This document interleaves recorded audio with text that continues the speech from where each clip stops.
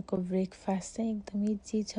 दही, ओट्स र strawberry mix गरेर बनाएँ। सधैँ कति एउटै टेस्ट बनाउने भनेर आज चाहिँ दहीमा ओट्स मिक्स गरेको। जे होस् बच्चाले चाहिँ मिठो माने। ओट्सलाई चाहिँ मैले रेन्जी गरेर राखेको थिएँ। चाहिँ दही मिक्स गर्ने, त्यसपछि स्ट्रबेरी सानो काटेर यसरी मिक्स गरेँ। मेरो ब्रेकफास्ट चाहिँ रेडी भयो। Thank you. बच्चीलाई मात्र खुवाएर पुगेन, आफूले पनि खानु पर्यो। आजको हाम्रो नास्ता चाहिँ नेपाली पफ, हाम्रोतिर चाहिँ खास्ता भन्छौँ। पफ र चिया नास्ता हामीले पनि खायौँ। Thank you for watching.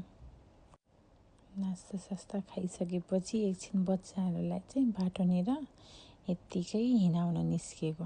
हेर्नुहोस् त कस्तो खुसी हुन्छन् केटाकेटी बाहिर जानु भनेपछि।